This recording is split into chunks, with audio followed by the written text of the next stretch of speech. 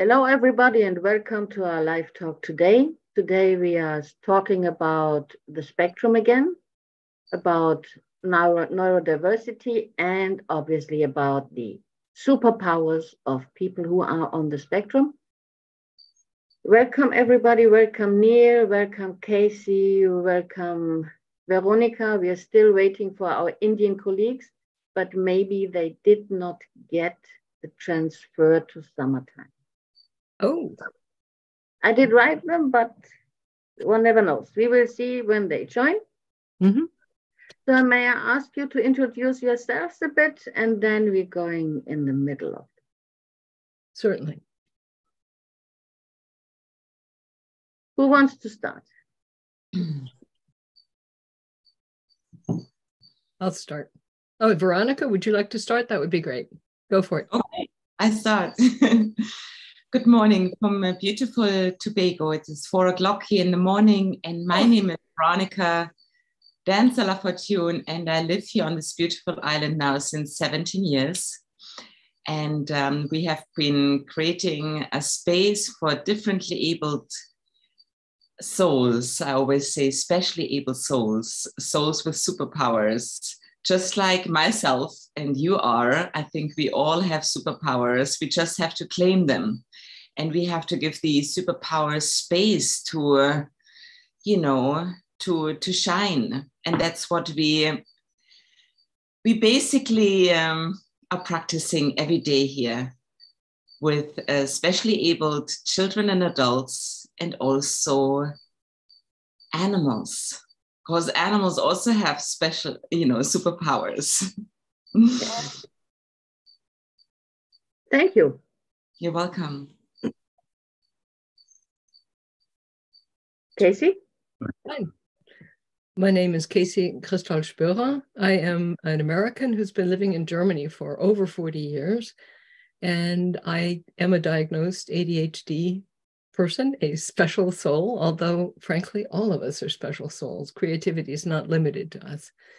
My husband and I have established a ADHD coaching center and an academy where we can teach other people to become ADHD coaches. It's in more of the American attitude of enabling the strengths to be brought out in those special souls who are different. And ADHD for me indicates more of the spectrum, because ADHD is very comorbid, which means that it often is accompanied by other issues that are somewhere on the spectrum. It can go all the way toward autism or bipolarity, or it varies with each person, because we are definitely all individuals. In any event, my vision is to support people in the German-speaking realm, because there's a lot out in English, to, once again, as Veronica said, to come into their own special strengths and their own special abilities, and to stand to themselves for who they are. So that is the vision that my husband and I are both working on. I am myself a certified ADHD coach, and I've had a life that is very typical of someone who has ADHD, although I didn't find out about it till I was 66, 67, and we started our project when I was 69. So once again, as long as this is functioning, we have all the potential in the world to do what we feel is important in the world. Mm. No, I'm sorry. I live in Stuttgart, Germany, just for those who are interested. And it's not 4 a.m. Veronica, I truly honor the fact that this is important enough for you that you'd get up at 4 a.m. Yeah. It's a beautiful time to get up at 4 a.m. Well, you get to see the sunrise. Mm-hmm. So, yeah. I'm Neil Dugan. I'm in West Australia, and so it's late in the afternoon for me, which is convenient on a Sunday. It's very easy for me to be chatting with you at all. I am in the spectrum, a whole range of diagnoses that would be possible for me, and as a result, as somebody who works with consciousness and healing, I end up with many people on the spectrum, coming to me. In fact, I would say that a generalization would be that almost everybody that I get to work with are on the spectrum, and particularly, that they have quite finely tuned and developed psychic capabilities, and which is a tremendous tremendous spectrum outcome. Like it's something which can flow from it. And sometimes they're a bit buried, these things, but for other people, the information's much more accessible. So we have a lot of fun with that. I wrote a book about the 12 superpowers and the spectrum, and being psychic is one of them. So anyway, it's very interesting how it all develops. I also observe, Casey, the comorbidities between the spectrum and ADD, ADHD, bipolar, those sorts of things as well. So I myself am bipolar. So you add bipolar and 2 or 3 recognizable or diagnosable spectrum, differentiations, and you've got me. And we've got Gautam. Hi, my dear colleague. Hello, how are you? Brother. I think we are all good, and we are in the introduction section, so maybe you could introduce yourself a bit. I think all of you know me. Yes, but the listeners may not. Yeah, I'm Gautam Arora, and I practice homeopathy and psychotherapy, and maybe in a month or so, I'll also be completing my law. And now, for knowledge of all of you all, I have joined my next course of doing my post-graduation in alternate dispute resolution. Wow. That is ADR. So what I'm looking into, my thesis, topic of my thesis would be like when we sign consent forms for medical procedures. So I want a arbitration clause to be included in that consent form itself. Wow. So because presently there is no such thing of an arbitration clause being included in the consent form. So if there is any medical legal issue, people go to consumer courts or people go for litigation. So instead of that, if there is an arbitration clause included by the government of India itself, so we may save a lot of time and energy and people's funds also on futile litigations. And the litigation or consumer court results come after a long time. So maybe we can look into arbitration or conciliation, outside court settlements. So therefore, I have taken up the post-graduation topic of alternate dispute resolution. Good topic. Impressive. As always. Impressive and very impressive that you are at the ending of your studies of law, which you started with Corona, and really, I'm amazed. No, but Mary, I'll also be appearing for my CET, and I'll be doing my master's in law also. I'll be doing my LLM also. I've still not completed. I've just completed the bachelor's degree. So I'll be doing 2 more years. I'll be doing my master's also. Wow. We will keep track on that. Definitely. I'm always there at your disposal. And may I introduce Angelo, who's accompanying us today? Hello, Angelo. Yeah. He's rarely here, but somehow he wants to be here today. Maybe he has something to say. Neil, can you detect something he wants to say? What he's talking about is the way in which animals actually reflect the spectrum capacity. So animals do definitely display spectrum elements. And that's what Angelo's got to talk to us about. I can get more information about him. I'll tell you later once I get more information from him. Yeah. It's interesting that he's here today because on a live talk, usually there would be Baby or Leon, but that he is here, very interesting. Maybe last time Angelo must have seen Veronica having a similar, what I would say, brother or a sister or whatever, lurking around. Mm. True. Last time you had the cat. Cat, I think Veronica had a cat lurking around the lecture before the last time. Yeah. Great. So let's start on the superpowers of the spectrum. And as Neil already pointed out, one of the superpowers of the spectrum is clairvoyance. Yeah. Would you like to say something about that? So, we think about perception, and, we think about the five physical senses, and we might think about the subtle versions of them, and we can perceive our environment, obviously, in a subtle physical way. And added on to that, we have the capacity to actually be able to sense the environment through chakras, for example, or meridians, other subtle energy systems, the Nadi system as well.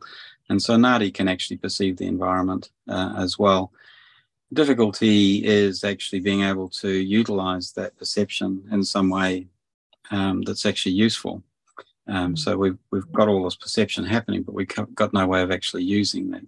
And so one of the things that happens in the spectrum is that people develop, out of an overwhelm response, they develop a capacity to, jump into a different way of actually observing. So it's almost as though the standard channels for perception get muddied or clouded or obscured in some way, and then these unusual mechanisms for perception actually occur.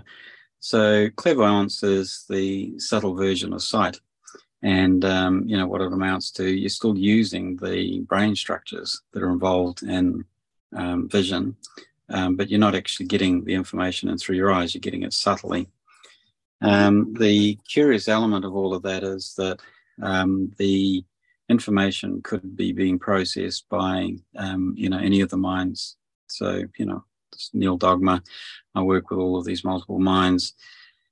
And, in terms of psychic elements, we're looking at some kind of superconscious element of one or more of the minds that would actually be involved in processing that information. So when I'm working with people, I work at a distance, so I don't get people coming into my clinic, well, not very often anyway. And if they do come in, I'm only going to talk to them anyway. So I'm not going to use some kind of medical procedure to have a look at what's going on in their bodies. And so what I do literally is I scan them in the way of like a subtle or psychic form of scanning. Very occasionally for me, it will be utilizing the sense of sight. Sometimes it will be the sense of hearing, so it'll be clairaudience. But more commonly, it's actually a knowing. So I get a kind of a knowing. Now, that knowing isn't really associated with any of the senses, so it's not a subtle version of a physical sense.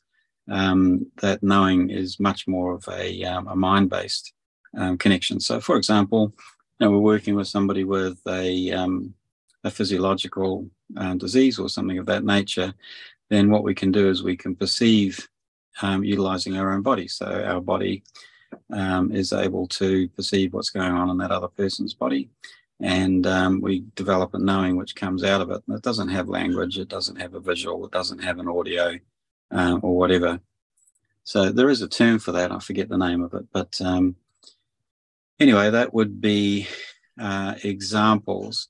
And the actual processes are incredibly important.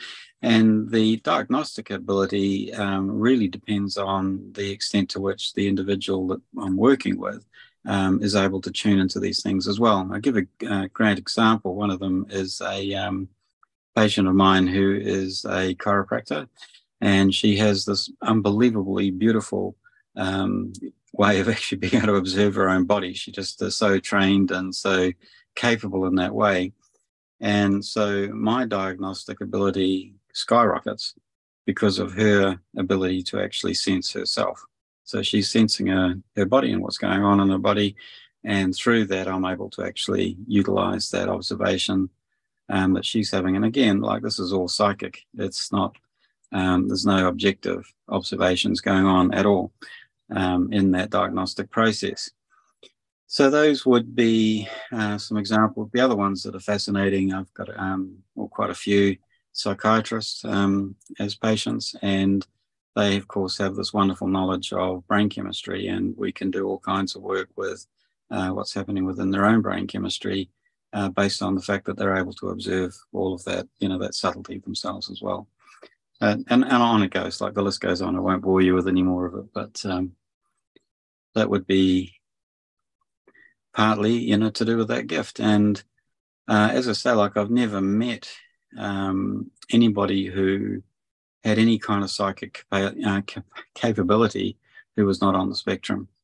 And I attribute it to the fact that they get overwhelmed, they zone out in one way or another. There's an overwhelm response, and out of that comes the opportunity to perceive in these remarkable and unusual ways. That's very true. Casey, you want to say something? I'd like to ask a question, if that's all right. Yeah. Neil, I don't really understand the concept that you mentioned of multiple minds. That's one. And two, is what you were saying indicative that in working with people who are sensitive, I mean, talking about the chiropractor or a psychologist you're working with, that essentially supports your abilities, or does it spark their own abilities? Is working with you something that enables them to open to the possibility of essentially psychic work?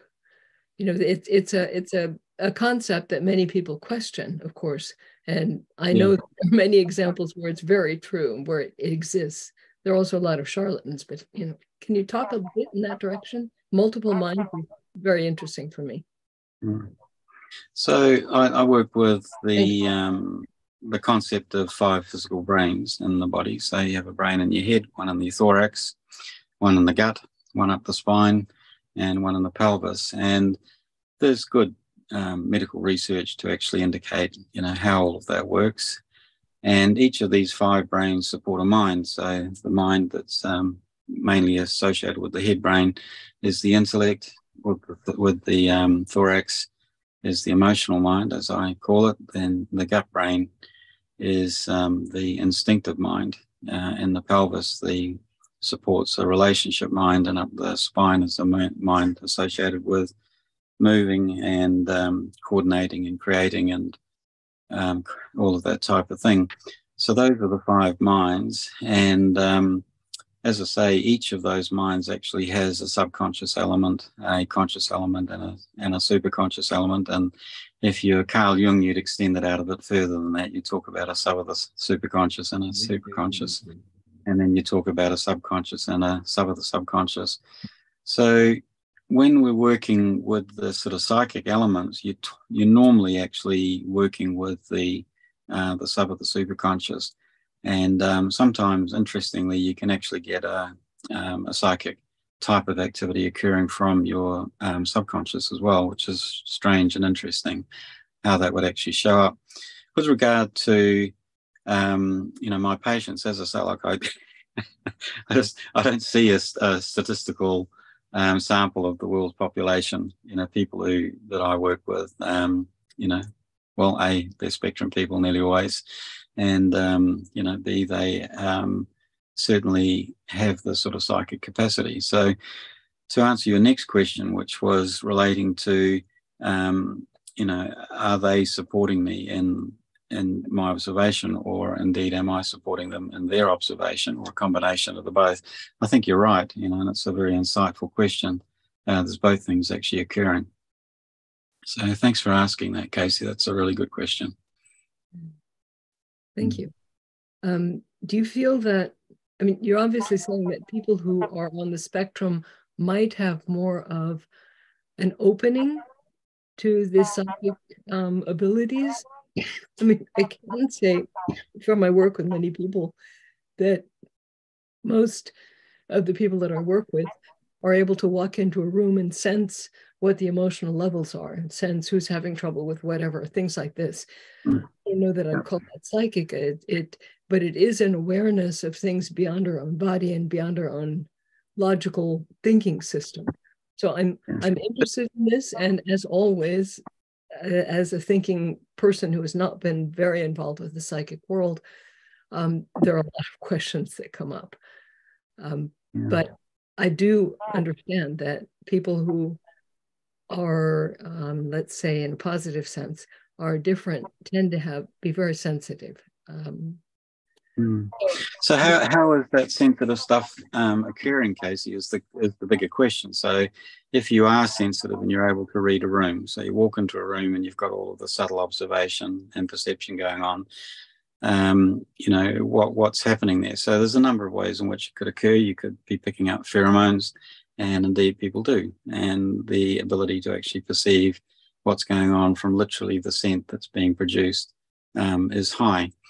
But you can go and, you know, if you're doing it over the phone or you're doing it over Zoom, then the opportunities for pheromones don't exist.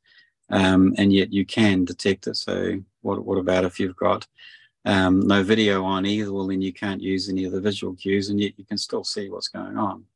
And just by talking to somebody on the telephone, you can do it. And what's even more remarkable is you can do it with no connection going on at all. So it's called remote viewing, and you know, people on the spectrum are doing this continuously.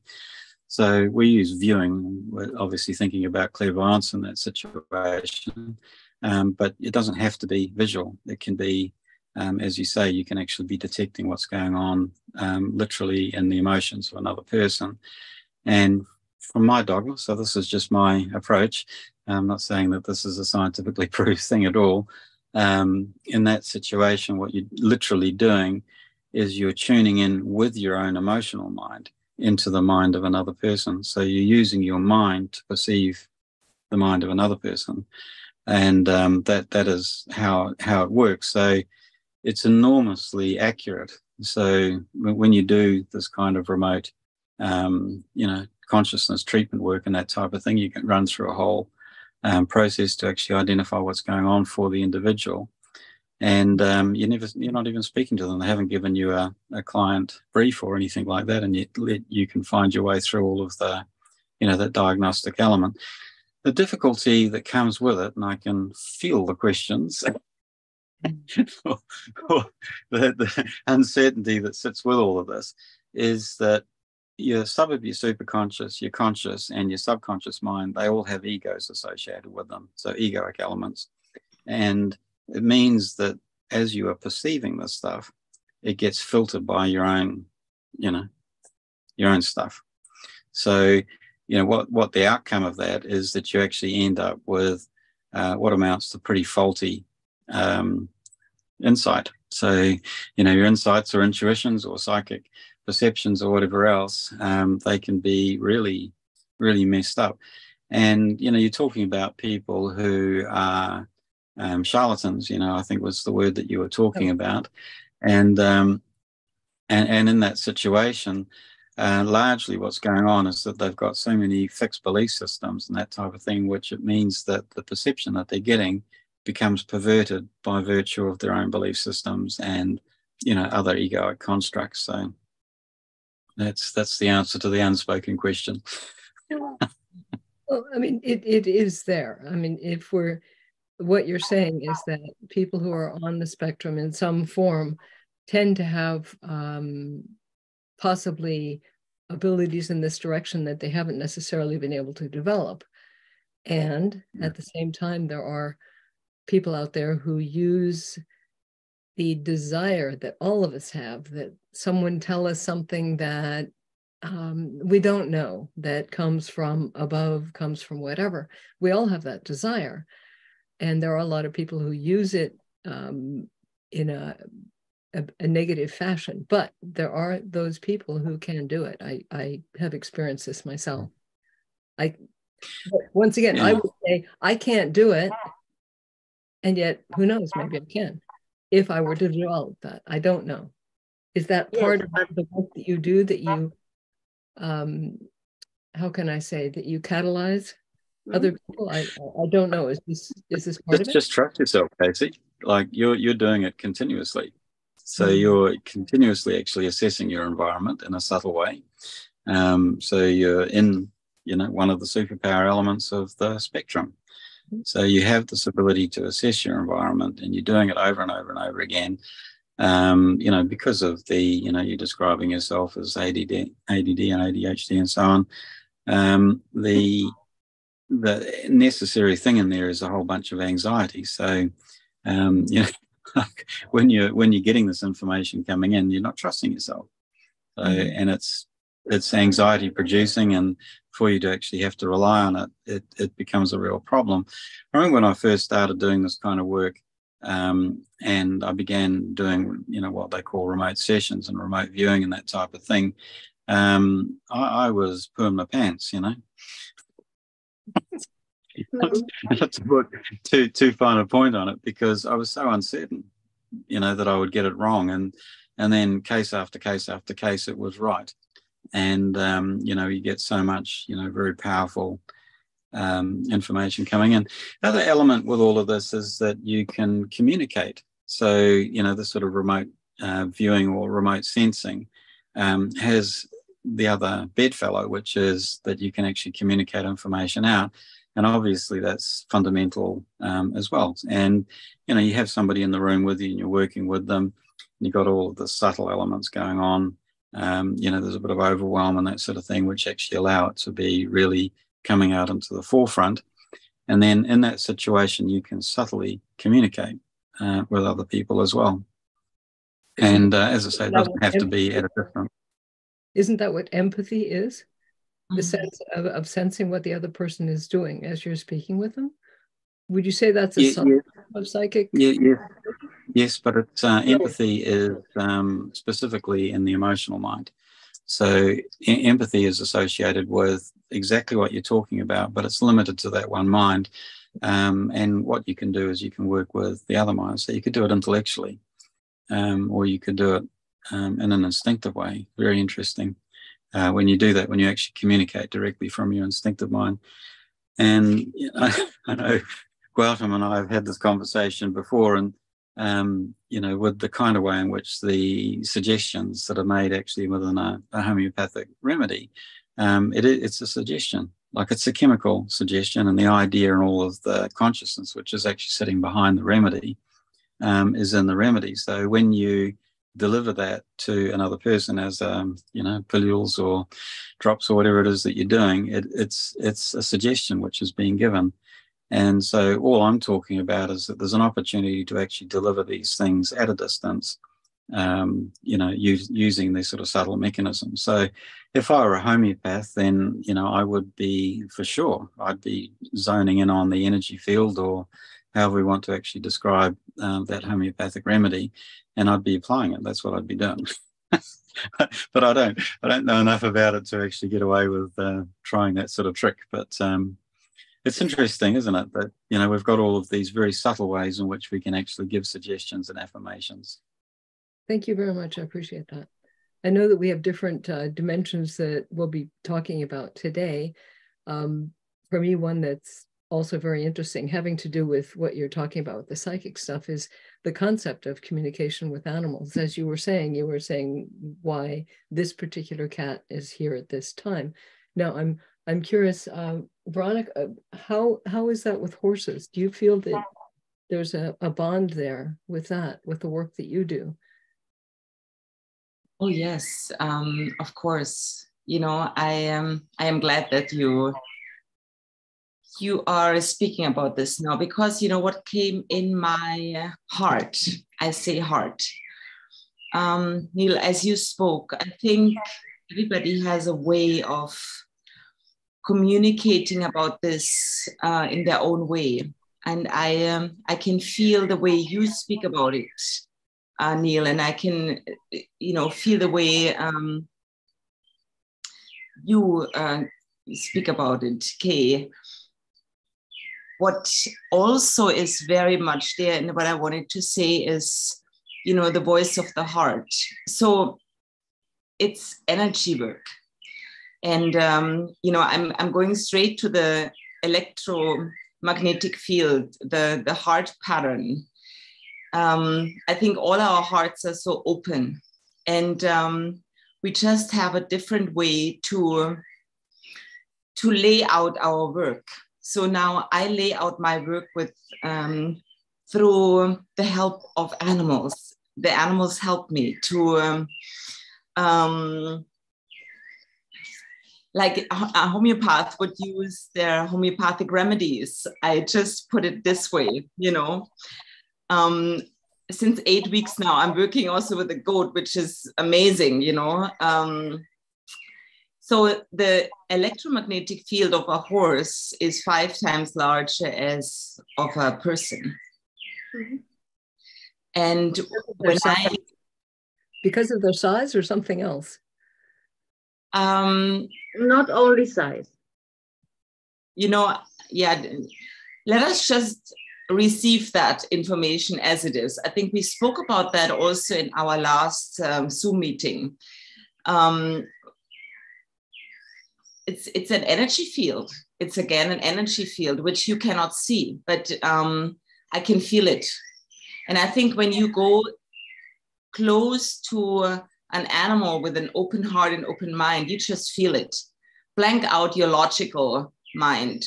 Don't think about the size of the animal, just feel it, you know? And I think when we're talking about superpowers and these super souls, they don't go so much into the logical mind. They are there and they feel it. And that's why it's so interesting for me to work, to put those two together. And our work is very intuitive, and things happen. So I wanted to speak about a situation last Wednesday when we had a school here by us, the Joy of Learning Research Center. They have 10 children, and most of them are on the spectrum. They are on the autism spectrum. They are diagnosed with ADHD. Some of them are not diagnosed because many souls are not diagnosed here. They just don't fit in the normal system. So they come, and we have some volunteers also. They are doing energy work and they're doing Reiki. And while the session is going on, for example, the horse is in the riding arena without a bridle and without a saddle, and everybody just is allowed in their space. And the volunteer who does energy work starts doing energy work on the horse. And what I saw is that some of these children are just copying her. And I found it so interesting and so soothing and so calming. I recognize it because another volunteer did some videos, and just by watching these videos, you know, I was so touched. And many things I cannot describe with words. And that's why I'm so glad that I'm in this circle, because especially, you know, some of my colleagues here, you have ways to describe it with your words. I just feel the energy. And it's like a homeopathic remedy. Can you follow me? Mm-hmm. Yeah. It's very interesting. Even when we look at Angelo here, I think Angelo said many times, you always can double check with animals. Mm-hmm. If you don't trust your observations, double check with animals. Mm-hmm. Just as I did when we had the big fires here in Greece. In the morning when I got up, I had a surround view with my mind, looking where are the fires before I did put on the NASA app. And Wow. then I diagnosed we are not in danger. Then I double checked with Moses, my chief cat. And when Moses said all okay, I dropped all my anxiety. Mm-hmm. And I think this is what this guy is talking about here. Double check with him. That is the connection that That is the connection that we develop over the period of time, and that comes with faith, mutual faith. Oh, beautiful. Yes. Thank you. Yes.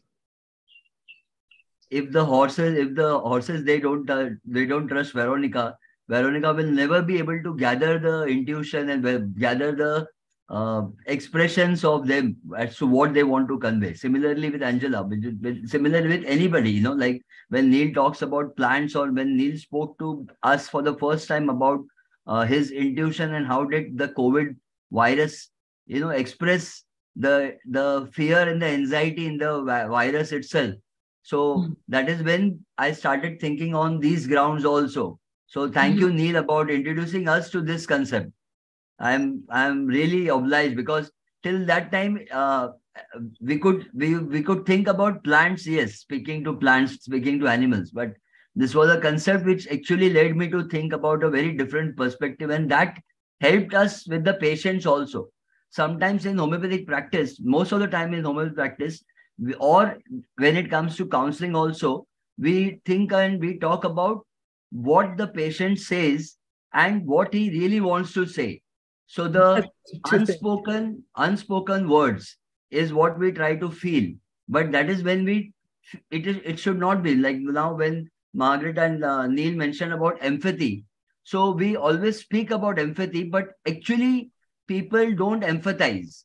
They say inverted commas empathy, but it is still not actually the intellectual understanding, and still the prejudiced approach is still going on.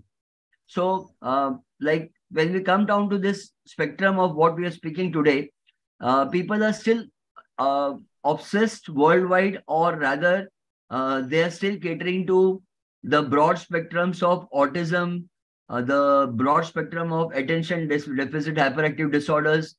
But there are others also in the spectrum, like a simple tic disorder, which is not being looked into. Simple developmental language disorder. Dyslexia is looked into. Developmental coordination is looked into. But when we talk about an intellectual disability, even that is not looked into. And a major work which should be catered to is cerebral palsy and Down syndrome. Yeah.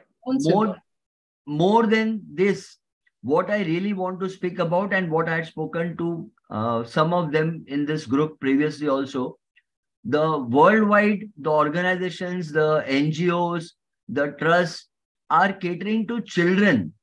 But what about neurodivergent adults? Yeah. When their parents are no more, till the parents are there, the parents look after them. But when the parents are no more and when they're adults, we have very few trusts or very few organizations who actually absorb these neurodivergent adults into a professional mainstream. Every organization has something called a CSR, or something like a, like social responsibility on them, and they try to include these neurodivergent people. But when a recent study was conducted, and 91% of these neurodivergent people voted that their organization is actually not very sensitive towards them. It is more like what government has told them, the companies, to have or include them. It is only done for that basis.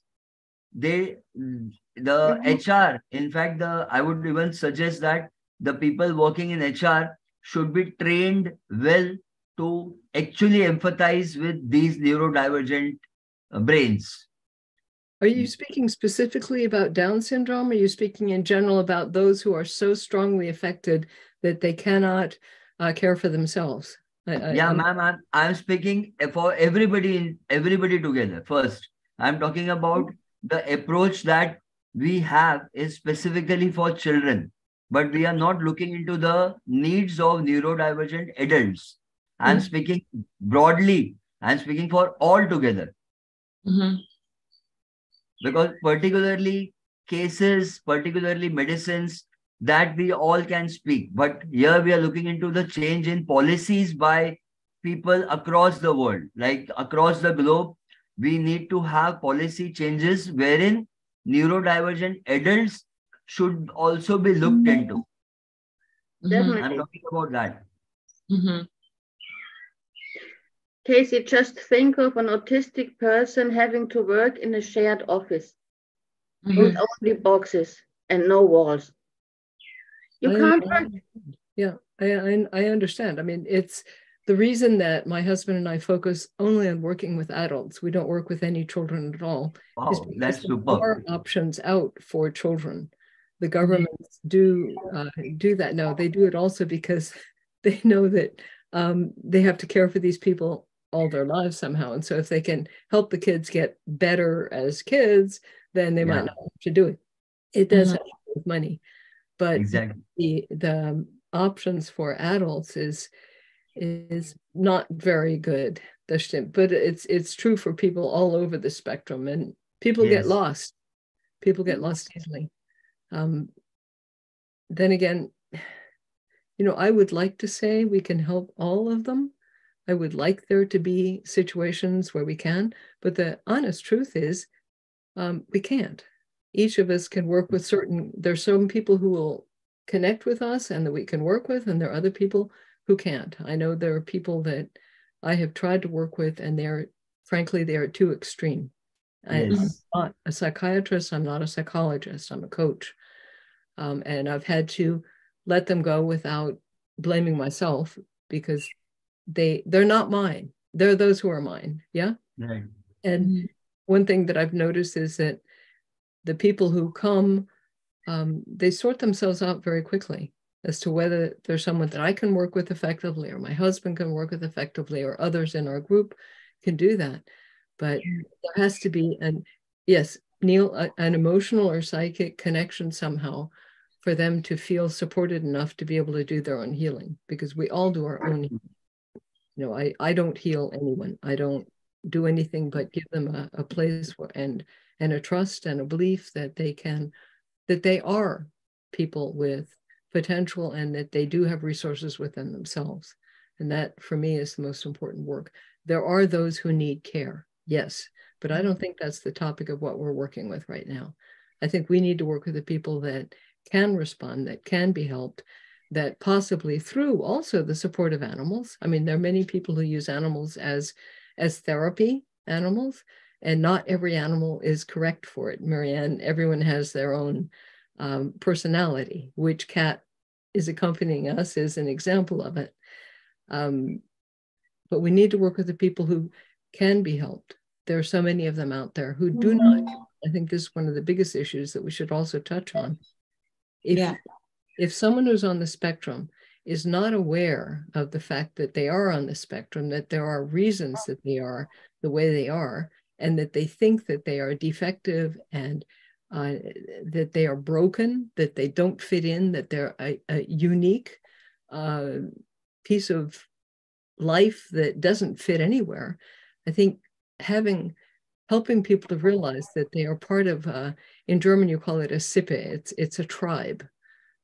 Those of us on the spectrum, in a larger sense, are part of a worldwide tribe. But just that sense of belonging, I think, really helps a lot of people. Feeling like it's not that I'm broken, it's that my brain works differently. And if they can understand that it works differently, they can begin to see some of the triggers, and they can begin to have, I don't know how to describe it. I haven't found words for it. There can be a part of them that when the brain goes through its automatic reaction, no matter where they are on the spectrum, that a part of them can say, oh, here's an automatic reaction. How do I choose to deal with it? And developing that consciousness in people who are different, I think, is very important to supporting them to be able to get along better in their own lives. It's the not knowing and the not being able to work with it, and the not understanding that their brain works differently chemically. This is nothing but fat and water that transmits different chemicals. And yes, there is a larger soul. We are bodies within souls, and not souls that happen to have a body. You know, there is that larger thing which ties into the psychic. But we just need to help people to understand that they belong in the human race. And I mean that in a very deep sense. And working with animals is something. Veronica, what we were saying about the children who were coming, your school class, and how a few of them started to energetically work as the person was working with the horses. Children don't know that things are not possible. If you bring up a child to believe that it is possible to do healing, to do psychic work, to understand other people, that's their world. With adults, it's a bit different, but children have been known to do very astonishing things in terms of healing. And yet, once again, you know, they go through the same problems of illness and of psychic problems. So the question is, how do we work with those who can be helped, who we can help on the level that we work with? There are those that need more intensive care that are not within our boundaries. Although you may disagree with me, Neil, because I'm sure you feel you can work with anyone. I still think we need to pick our people. Well, look, I'm fascinated by your approach, Casey, what you're talking about, and I'm really fascinated by your project, Gautam, about actually advocating for, you know, these adults who are not getting the care that they once had. So they may well have had care in their life, and no longer do they actually have the care. And, you know, I have long observed people in prison, you know, so criminals, and you can observe that they are just overwhelmed, you know, like they're just people who are really, really sick and they just need a lot of help. And the same thing goes, you know, when you were talking also, Casey, and I was thinking of the examples of the homeless in every city in the world at the moment. Homeless people are growing in numbers like at an absolutely astronomical rate. And I know why, and I'm sure you all know why as well, and that is that the overwhelm is becoming such that they loop out. People loop out and they're going into some kind of neurodivergent response, which leads them to be unable to actually integrate with society in the normal sort of way. Now, these people badly need some help, and I'm really intrigued by your project, Gautam. I think it's absolutely fabulous because, you know, how are we going to actually, you know, pick up people before they become a severe sort of an issue? The other thing that came to me, Casey, as you were speaking, was the issue with, you know, people with recreational drug use. And I've had a lot of people come to me, you know, they've been taking ayahuasca or peyote or, you know, one of these sorts, or lots of other psychedelic drugs and that sort of thing as well. And inevitably, there's an absolute overwhelm associated with it, which leads on to the development or the expression of a neurodivergent aspect.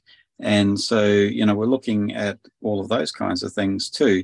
And so I'd add that in, like, what are we going to do about, you know, people that are seeking to actually, you know, distract or avoid or whatever through recreational drug use, and, you know, the implications in terms of the neurodivergent outcomes, and how do we support them? What do we do to support them? So it's a gigantic topic that you've unleashed there. It's another topic. But Neil, recreational drug use is not really the issue. They are doing self-medication. Their brain, they can't stop it. They may have trouble sleeping.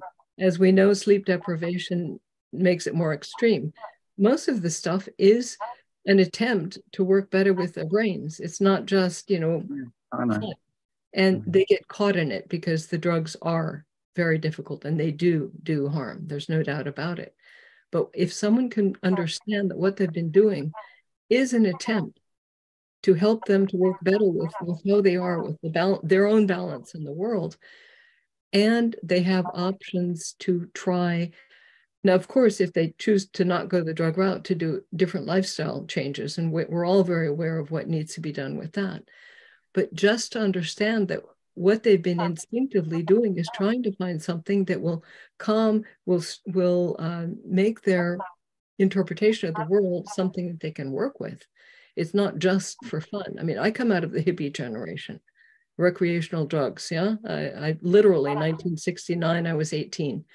So Yes, I have had that phase. Yes, I've done the psychedelic mind expanding things at that time. I did not realize that it's because I couldn't figure out what was going on with myself.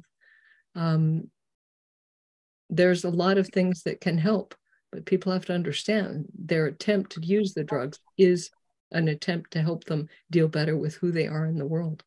Gautam. I have seen good results with back flower remedies in these cases of neurodivergent symptoms, especially the rescue remedy, what is there. I have seen cases who have, like when you talk about the recreational drugs, it has the similar effect of calming these neurodivergent patients or people by the rescue remedy. I've normally used it in 10 drops twice a day, in 24 hours twice a day, or in very active or very hyper patients thrice a day. But twice a day, one night bedtime and one around afternoon, which is a 10 hours gap. And it has actually worked very well in calming these patients.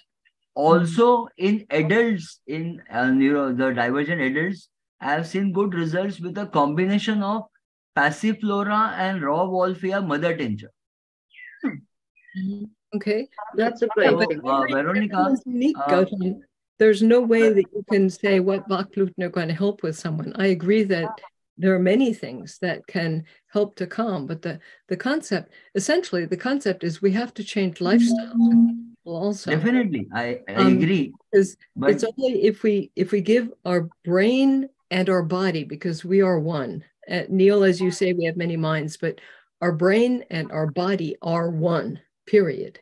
There is, maybe there are different mind sources, but our gut is part of our brain and backwards, and our whole system is one.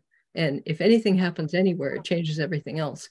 But if we don't help people to understand that in order to be able to deal with life through our interpretation, through using our brain, we have to support our body and our brain, because everything we do that makes our body better in functioning makes our brain better in functioning, because we are one. We are an integrated unit here.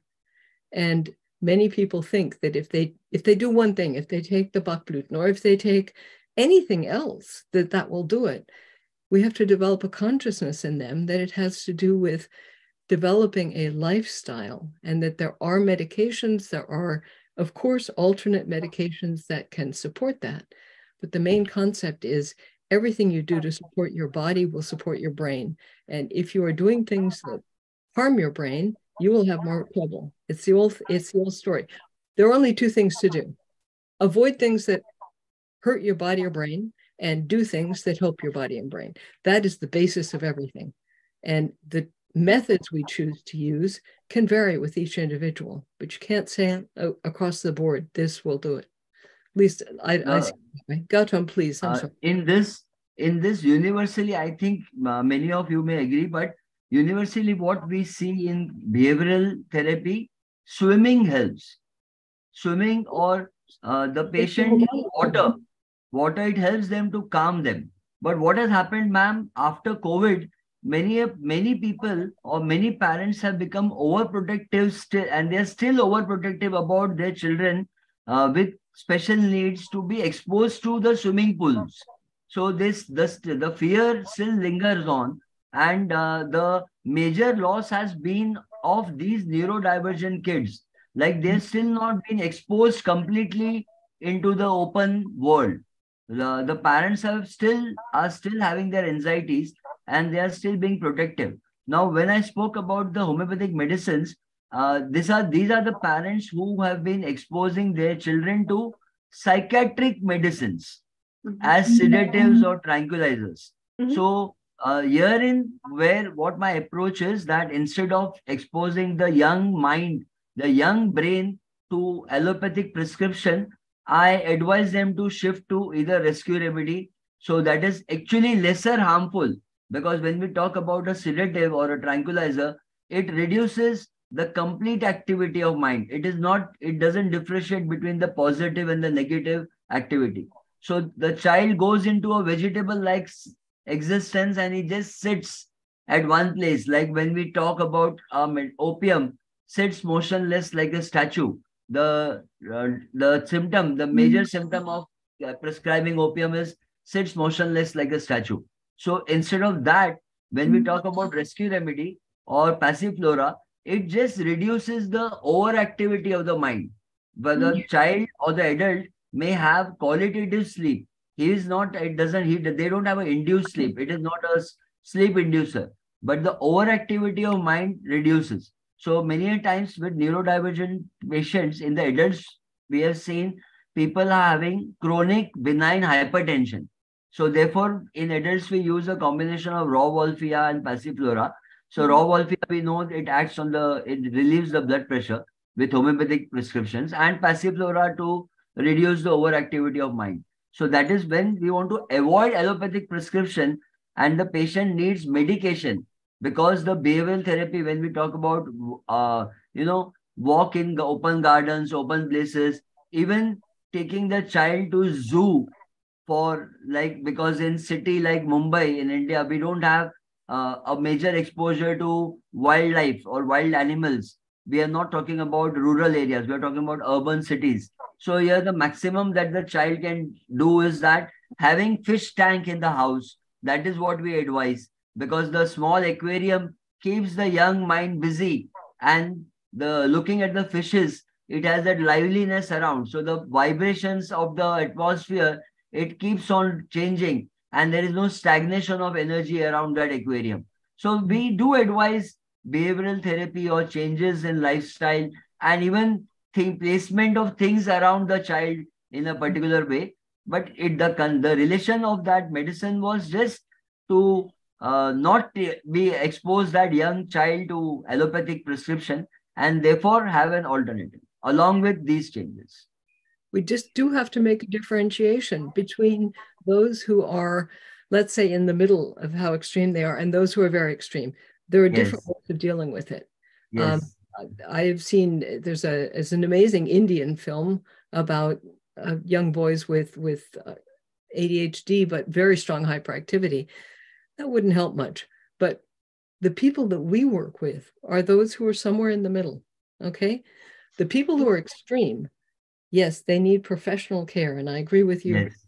I'm not at all a proponent of taking medications that change the personality, that Exactly. dampen the spirit. With some people, it might be necessary, but those are not the people. Exactly. There's a huge number of people that we can actually have an effect upon. And if we keep springing between the people who are in, let's say, in the areas that you can really make change, and the people who are so extreme that they need other kinds of care, we have to be careful. We need to work with the people we can work with.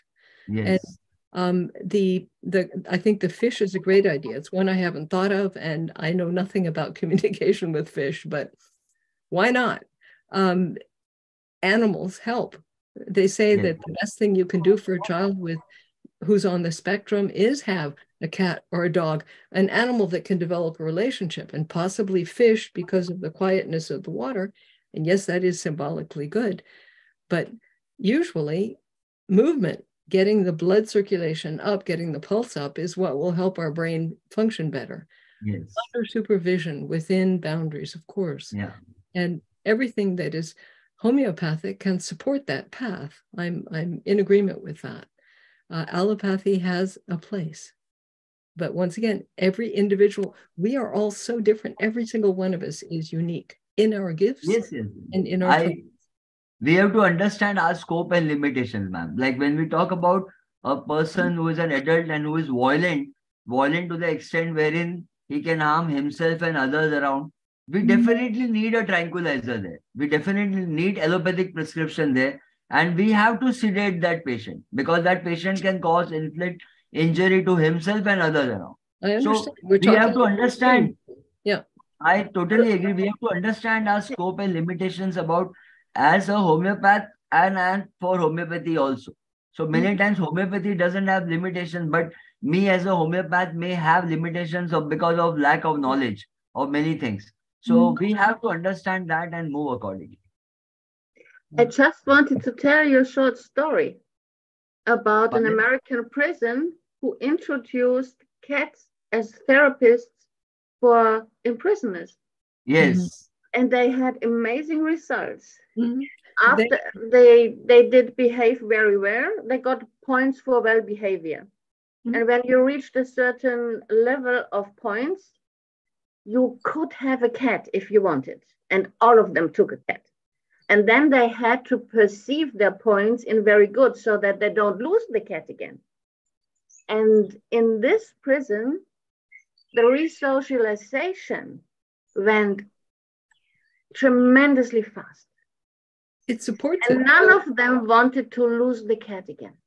Of course. And there was a real difference between I am a cat owner and you didn't reach the level points yet. You're not a cat owner.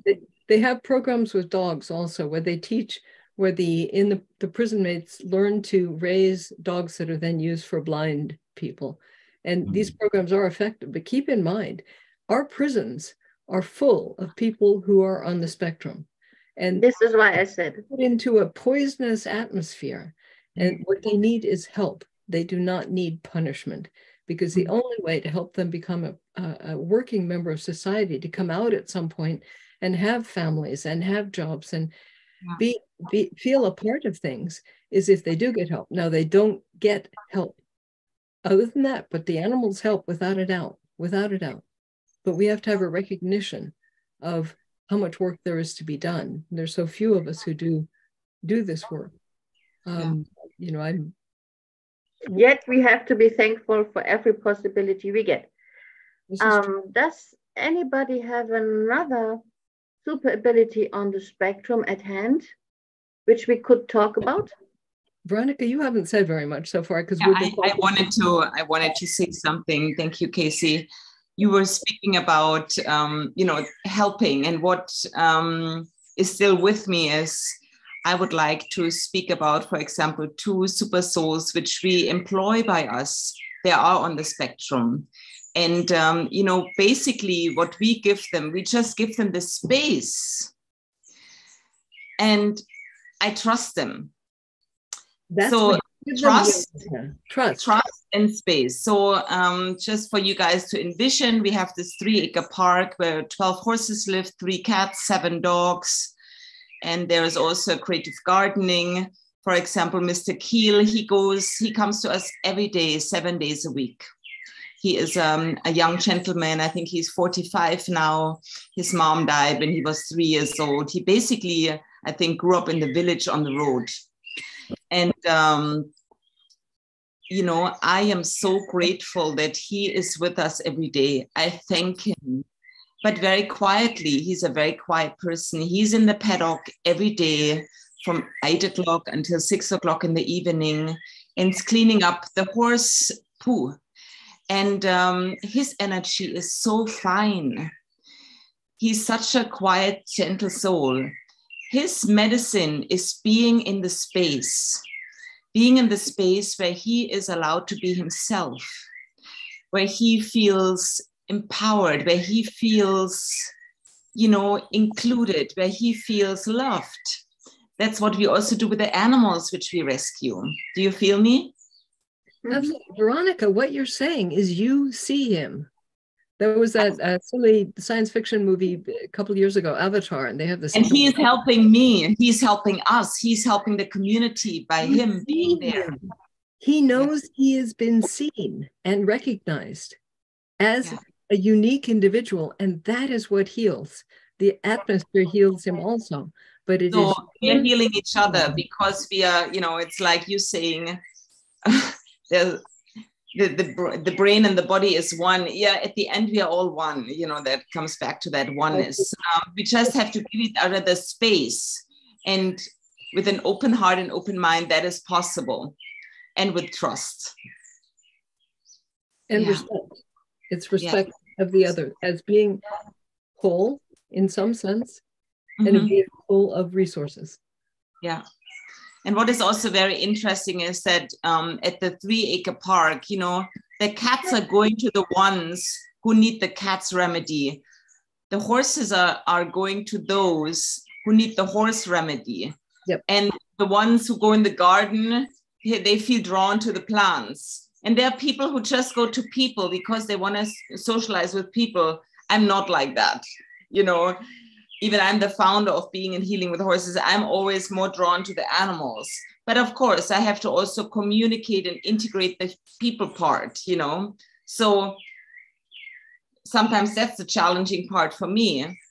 And that's, I think, through integration and through allowing and through trust, everything is possible. Yeah. Most things, yeah. But you're a bridge, Veronica. You are the membrane through which they can find what animals speak to them, what animals do they speak to, or what people, or what plants. And that is, you are recognizing them. You are saying you are part of the world, and you are giving them the space through seeing truly, and I mean that in more of a symbolic sense, and they feel recognized, and that allows healing. They're not alone anymore. That brings out their superpowers. Yes. Mm. Blessings be upon your work. Seeing others is one of the superpowers in itself. Absolutely. Seeing others and being there for others. But being there with them, I think. It's not just that. People don't necessarily want to be helped. If we can support them in growing in their own strength, I think that's the biggest gift we can give. And then also letting them know that we need them, you know, instead of saying, hey, I'm the healer, I help you, because actually come and help me. And I'm so grateful that you helped me. You know, that's basically, I think, the best remedy I can give them on a daily basis. So they recognize. It's a two-edged sword, because if they feel they have to come to you for help every time, there's a dependency there.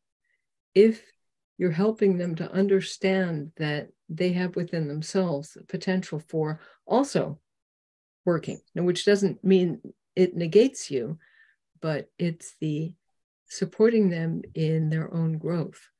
And I think that's what the animals do. The animals don't help. They support them in being more who they are, because they're allowed to be who they are with animals. There's no animal that criticizes how a person is.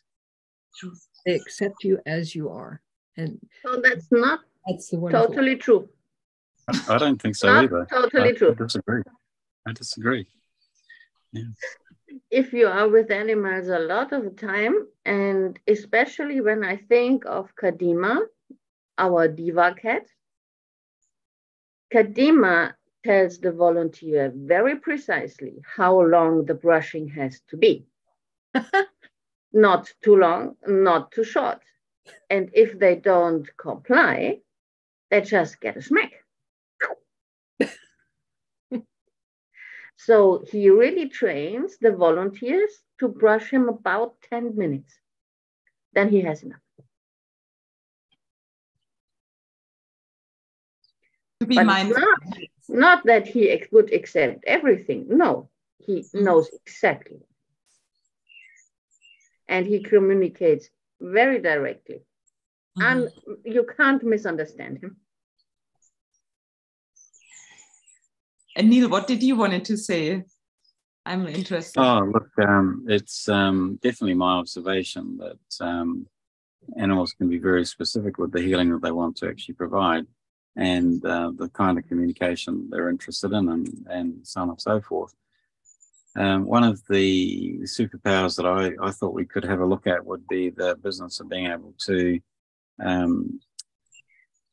perceive multiple motivations, so being able to work with multiple motivations, and animals do this very, very well. So, you know, what we've actually been experiencing here with our associate, our fifth associate, Marianne, it's actually, what he's been doing is actually looking at the mixed motivations, you know, of what's actually going on. So, observing in the human, so already knows about each of us. So like each of us have been on presentations and there was an awareness of it. So I was aware of the psychic assessment of what was going to be going on today, and very definitely wanted to be there. I wasn't sure about, why it was that he wanted to be with us in what's going on, but it's a very, very purposeful messaging, and it's not passive. It's not just being there for another person, which is, the view that you're presenting. It's actually much more active than that. And so the cat is actually determining who and what and where and how and why, so like all of the motivations are actually sitting in there. So primary motivations would be dogma. So each of us actually have a, collection of dogma that we, rest upon, and not so the cat. The cat doesn't really have an egoic construct other than what it's inherited from the, the humans. So that's that sort of thing's going on. I'm sure that that's the case with the horses as well. Veronica, you'd actually pick that up with them, is that the horses will come up and they'll detect which human they need to actually do work with, and they'll be very directly, very specifically actually working with that human, based on their own preferences, B, their ability to actually interpret what's going on. So particularly this business of being able to handle all of those mixed motivations, so like multiple motivations, and being able to actually track all of them together. It won't be all of the horses that are able to do that, and the horse that's most suitable for it will turn up and actually do the work because they have the skill set, and that skill set is partly their ability to perceive what's going on, but it's also what they know in terms about the associations that would be useful for the individual, for the human. So it's quite a different way of viewing the situation to what you're talking about there, Casey. It's and again, like, it's my dogma, so it doesn't make it true. It just makes what I think. But anyway, our fifth colleague there was actually, this is a part of the messaging, is that be clear about what's going on with the mixed motivations. Like, why is it that we need to be dogmatic? Why is it that we need to be certain? Why we need to know what we're doing? And all five of us, including the cat, six of us, are capable of enormously, being certain about things. Like, life experience, we've got all of this understanding, and very valuable and very useful. And at the end of the day, though, that's the message that's coming through today, from our feline friends. So yeah. Well, I'm quite sure, Veronica, that you'd pick up on this, all the time, with the horses. You'll be there, and there'll just be an absolute certainty about the message that the horse has got. Yeah. And because the horse has not got a whole lot of ego, it means that it's very clean. The actual instruction is really simple, straightforward. Yeah. They have an energy and a personality just like people, and we also allow each animal to choose if they want to come in the space and who do they want to come to. And this is the beauty of everything. And the beauty also is that Tobago gives us the space to work like that. There is no structure, we just have this beautiful fenced magical park. This is our little world in there. And there is a lot of things, beautiful things happening in a very colorful way. Mm-hmm. The horses live in apartments, I always say. Like, we build paddocks. There are, let's say, 50 by 50 meter big paddocks, and 2 or 3 horses live in there, and they're made out of pallets. So the pallets have also, they're colored like the spectrum of the rainbow. Below is red and up is purple. So you have like the chakras, and the children and the adults have been painting that with us together. And it's really a lovely rainbow world in there, where a lot of magic is happening and things are allowed to happen.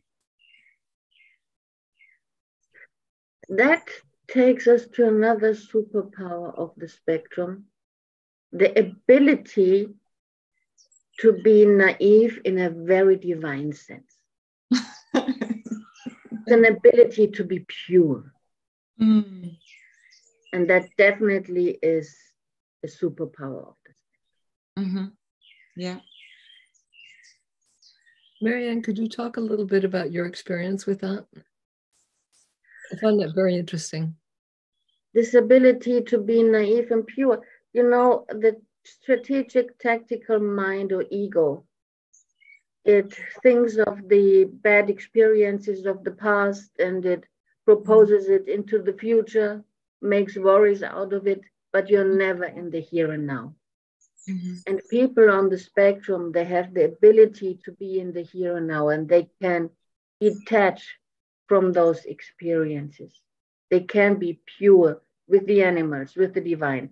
It's not so easy with humans, but some can with humans as well. Mm-hmm. But you can be without these detachments of remembering and having worries. I personally like this very much.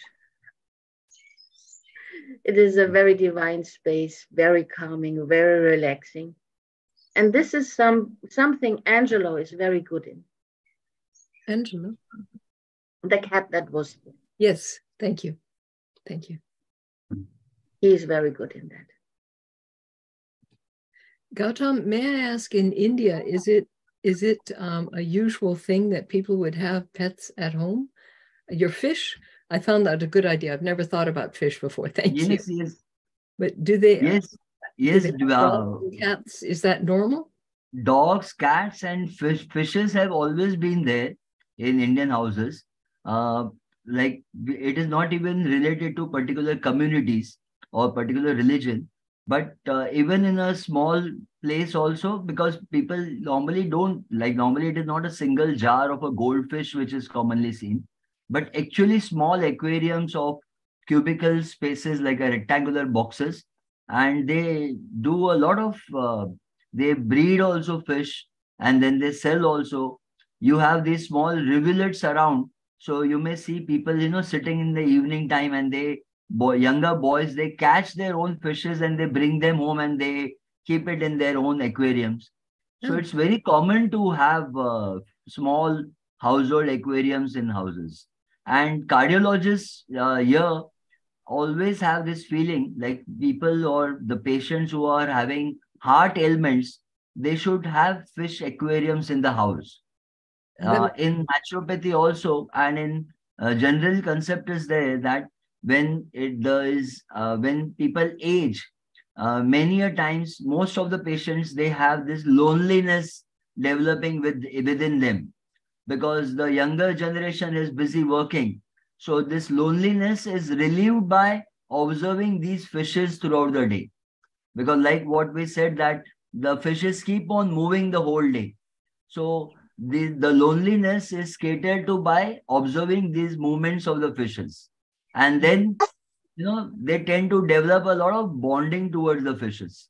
So the fishes actually bring life in that lonely mind. So small aquariums are a very common feature in Indian households. Thank you. Interesting. I obviously always will recommend a cat.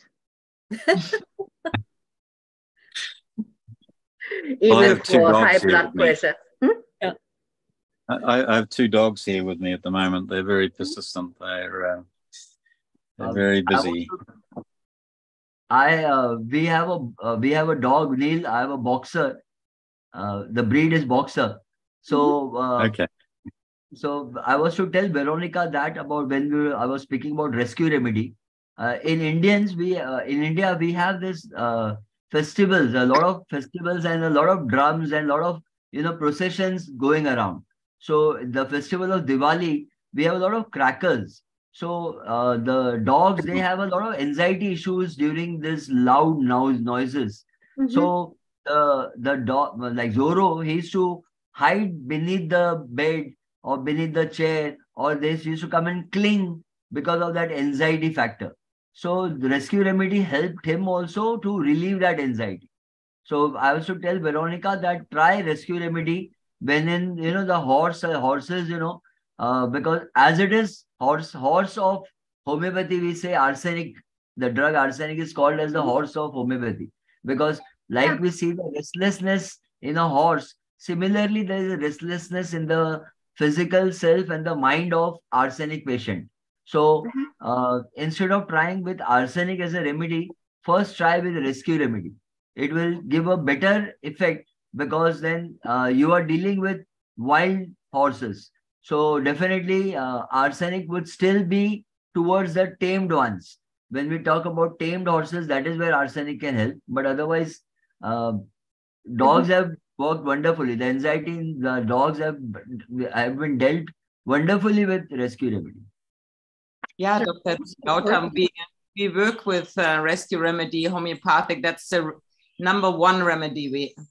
Horses, dogs, cats, they are very receptive to those things. And yes, we also do have Diwali. 40% of the population here in Trinidad and Tobago is Indian. So we also celebrate Diwali.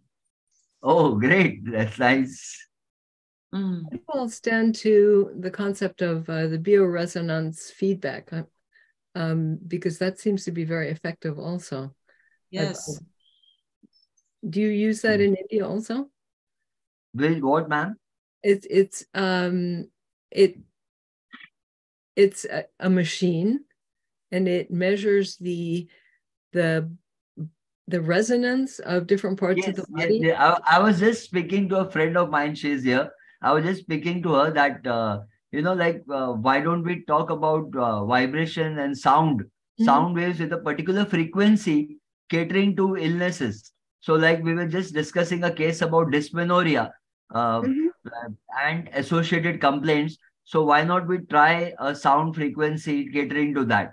So she was talking to me that she was having migraine and she has tried with sound frequencies also. So particular frequencies cater to particular illnesses.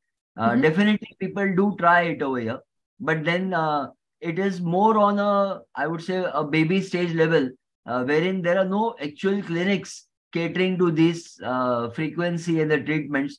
But yes, people or patients themselves also, because of exposure of the internet, global knowledge is shared just at a click of the mouse.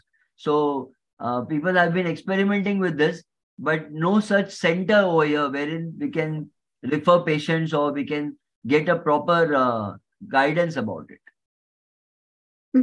Thank you. I've had experience with it here in Germany, both with dogs and with horses.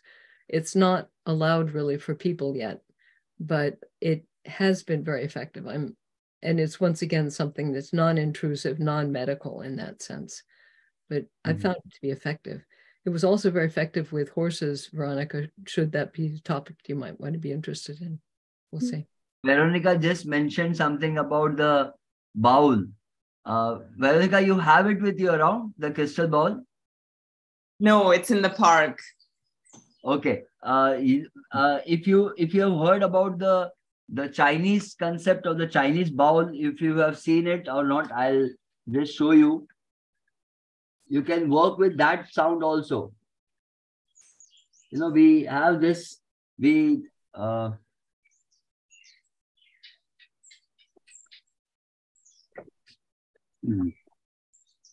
this is a bowl.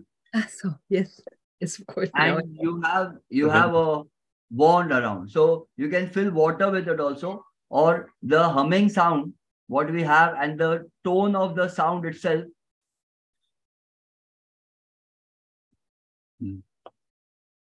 This vibration. We use the same thing. Neil, you heard that? Neil, you heard that? No, I did. So like we use them here as well. So we have and very successful. Even this helps in calming the restless mind. Absolutely, I agree. Definitely. And to do all the research in these fields, we need neurodivergent people because they're much more aligned to cross borders and think out of the box and give things a chance a normal mind wouldn't do. But that is the power of being neurodivergent, that we think differently. The brain is also built somewhat differently physically, and it's been, you know, we've been accused of having smaller parts of the brain and not being smart and all of this stuff, but it's exactly that difference that means that we look at life differently and we make different conclusions and we bring different ideas to someone. And for me, that's the most important ability that's different that we can use to affect our world. We are just different, although I do not see us as being this sort of the Superman, X-Man. I think it's very important we don't go into that arena. We are different, and we bring, I like to tell people who are fresh coming to me that we people who think differently bring the color, the sparks, the different flavors to the world. If there were no neurodivergent people, the world would be a very dull place. It would work effectively, but it would be dull. Boring place. It would be a boring place. And even people who are not anywhere on the spectrum appreciate difference. The couples that I meet are usually one person who's more ADHD, and they have chosen someone who's more of direction of autism and Asperger. So they are attracted by the structure and the what do you call it? The ability to put things in order. And the people who are farther more toward autism, even though the word Asperger doesn't exist anymore, are attracted by just that spirit. And that often happens. And once they understand that the other person's brain works the way it does and can accept each other, the marriages can work. If they don't know what's going on, the marriages fall apart. So but it's our ability to make different conclusions that I think is probably our core strength. The problem is many people do not understand, and they think that anything that's different is more threatening. So first off, these people have to come to themselves to where they can stand who they are and say, no, listen, my ideas are good. My ideas can be used here, because that we're always tinkering with our world and trying to make it better, because that's a part of being on the spectrum, at least in the direction of ADHD. We always want to make things better, more work better. And it's a question of allowing us to be recognized in that. And that's part of the work we do. We say it's valid to be on the spectrum. There are good things on the spectrum. There are strengths. There are hidden gifts. And each one of us is different. Getting the world to understand that is part of our work. Neil? Yeah. So I just must apologize. I'm going to have to get moving. I've run out of time. I've got another time commitment coming up. A patient, for goodness sake, it's on Sunday night and I've got a patient who wants to work with me. So Yes, we are going to the end. I would like to have your last comments. Neil, you start and then you can drop out. Okay, well, look, I'm very grateful for the conversation today. And we've only scratched the surface of the superpowers. And, you know, I think it's been so useful to actually look at it. And yeah, no, I'm just very grateful. Thank you so much. Thank you. Thank you. Having all the different aspects here. We all have a different approach to working with this, and it deepens my appreciation of how many different ways there are. Thank you, Neil. Thank you, Marianne, for always bringing us together. It's very, inspiring, and I appreciate you, and I appreciate each of you. Thank you. Thank you.